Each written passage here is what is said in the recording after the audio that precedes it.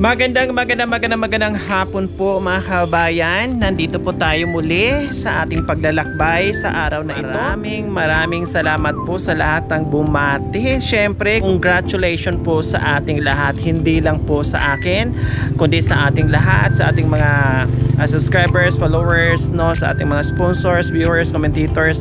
Siyempre, dahil po sa inyong lahat, kaya tayo ay napapasok muli sa top 8 at pang top 7 tayo. Kaya yan po yan ay bonus sa ginagawa natin sa mission natin araw-araw. Kaya maraming salamat po sa walang sawang panonood without skipping ads, sa walang sawang pakikiisa, sa walang sawang pagsama sa amin araw-araw, sa walang sawang manood sa mga mukha namin, no? Kahit araw-araw nyo na nakikita yung mga mukha namin, pero maraming salamat pa rin po dahil nandyan po kayo sa amin. Thank you. Syempre sa hapong ito meron tayong nadaanan kanina mga kababayan. Napansin natin yung isang bahay, no? At binilikan natin. Sabi kasi namin ay mag lunch muna.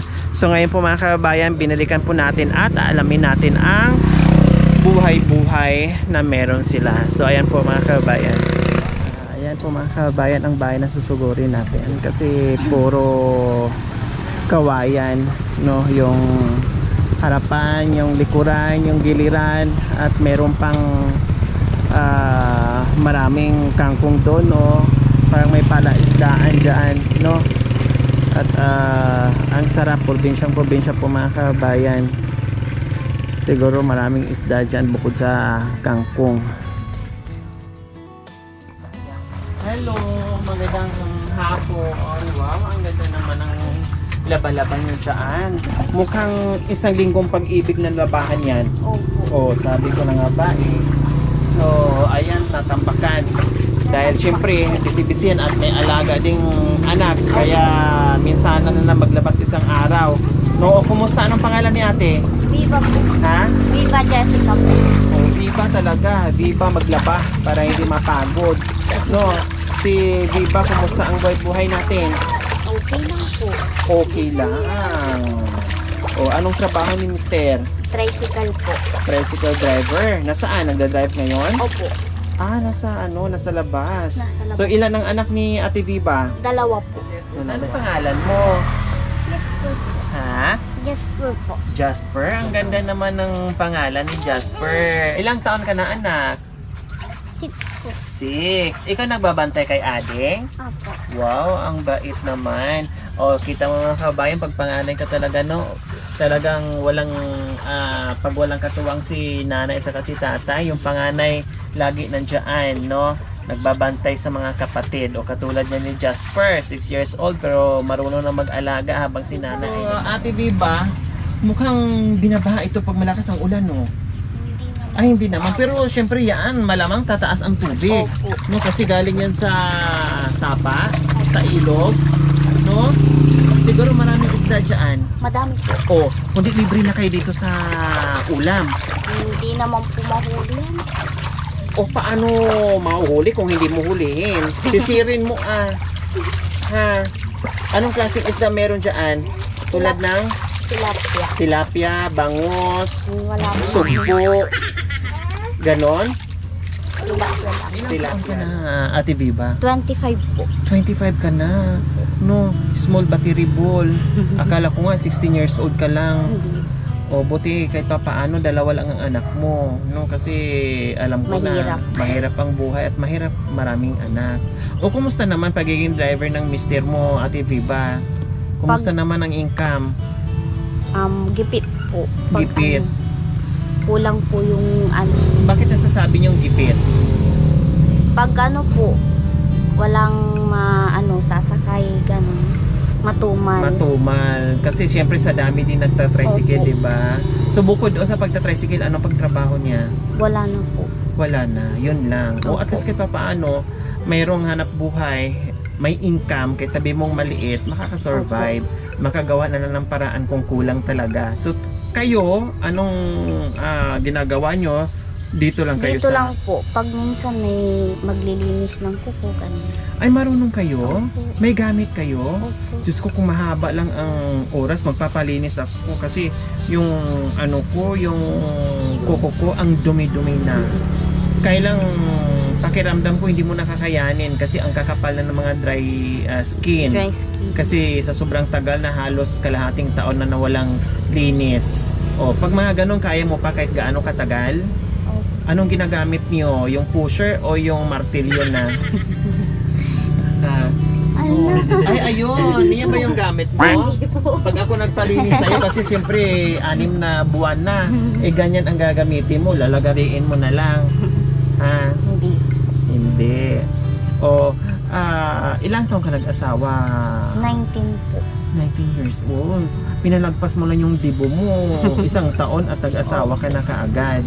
No, 19.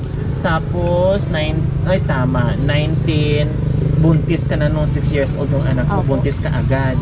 O nasundan. Pero tama na yan. Oh.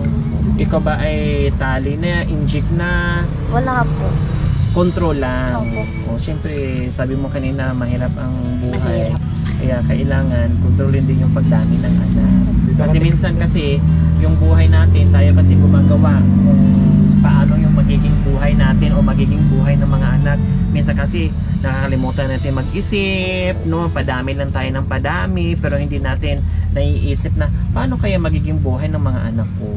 O, paano kaya pagdating ng buhay ay pagdating ng araw makapag-aral kaya ko kaya ibigay lahat ng pangangailangan nila, 'di ba ganon? O, kaya minsan yung pagsisisi na sa huli, bago tayo magsisisi, siyempre isipin na natin kung ano yung magiging kinabukasan ng mga bata. Masarap namang gumawa ng bata, siyempre, pero ang tanong, magiging masarap din kaya ang buhay nila pagdating ng panahon? O yung magulang nasarapan, pagdating ng mga anak, Kawawa sila mga naman yung bata. nahirapan. O yung nanay lang nasarapan sa si tatay. Palakihin mo sila at paaralin mo sila, o malay mo, isa sa mga anak mo, yung dalawa na yan, ay mag-aahon sa hirap mo. Kumain na ba kayo? Opo. O anong ulam? Gulay. Gulay na Talong. talong. Anong ito? Ano ba to? Ay, wala na. Oh, ubos na. Umuwi ba si mister? Opo. Di namin naabutan, no? Anong oras umuwi? Tapos ito, wala na. Wala na rin talong. Wala nang talong. Wala na po. Ay, Diyos ko. O, ito, ano to? Wala. Nakalambitin. O, di ba malinis si ate sa kaldero, o? Bagong is-is. Ito, hindi pa na-is-isan.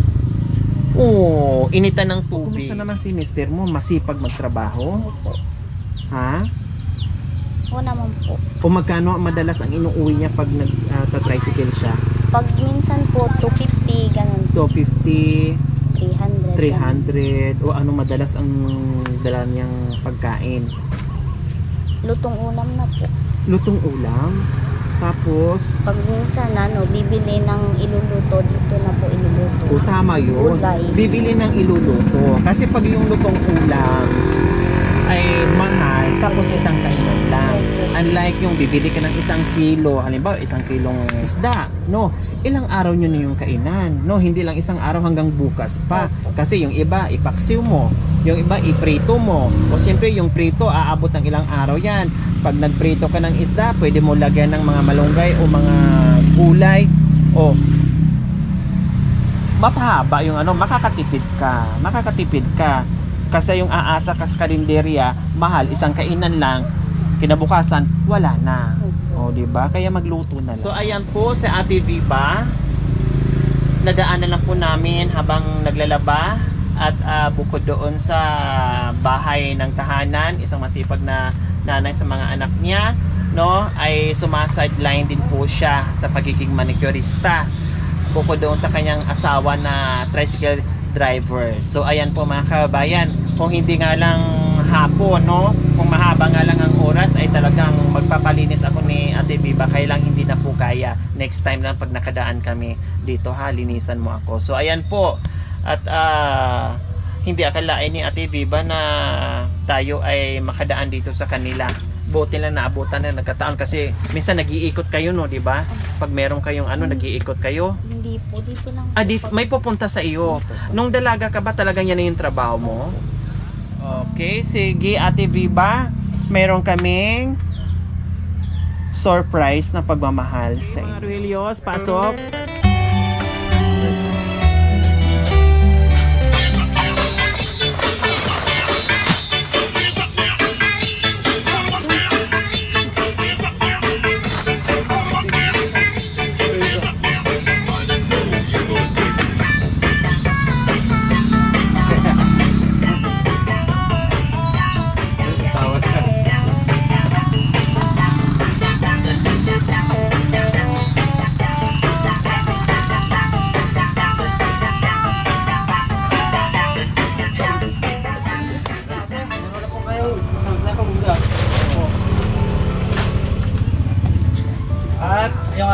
assorted groceries mga ka-MJ.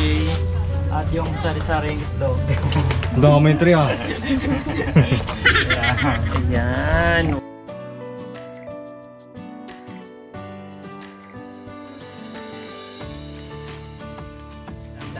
Thank you po. Salamat po sa tulong na binigay nyo. Hindi po namin inaasahan to. Hindi inasahan yung Yung tulong na binigay nyo. o ano bang inasahan mo? Wala po. Ha? Yung may uwi ni Mister. Opo. Magpapasalamat tayo sa walang sawang pagmamahal sa ating silent sponsor and silent sponsor from Hawaii, Ma'am Marty Silo from USA, Ma'am Avelina and Sir Don from Texas, USA na taga Bugalyon, Pangasinan. Maraming salamat po sa iyong ginituang puso. Naway pagpalain pa po tayo ng Panginoong Diyos araw-araw. Naway ibigyan po tayo ng karakasan ng katawan sa araw-araw. Naway ibigyan pa po tayo ng mahabang buhay. Pag sa ganun, marami po tayong matulungan na kagaya nila. So ayan po, nakakatuwa lang kasi kahit gaano kahirap yung buhay, yung mag-asawa, pero nagtutulungan, gumagawa ng paraan, no, na hindi lang yung nakaasa, yung sabihin lagi natin na mahirap yung buhay, walang trabaho. So paano tayo magkakaroon ng trabaho kung hindi tayo maghahanap kahit anong klase ng trabaho dyan? Basta magiging matyaga tayo, kahit maliit yung kinikita, basta magiging matyaga tayo. Ang importante makaraos araw-araw yung buong pamilya. No, huwag tayong tatamad-tamad kasi sa napakahirap ng buhay ngayon mga kabayan. No, kung hindi tayo kakayod, kakayod, ay talagang mas lalong hihirap yung buhay natin. Okay? Konting tiyaga, konting sakripisyo, no? Konting galaw-galaw para kahit papaano makasurvive sa araw-araw na pangangailangan natin. Okay? So mga kabayan, huwag niyo pong kalimutan, paki-share, subscribe sa aking YouTube channel, Lori Aquino Talita. Maraming salamat po. God bless us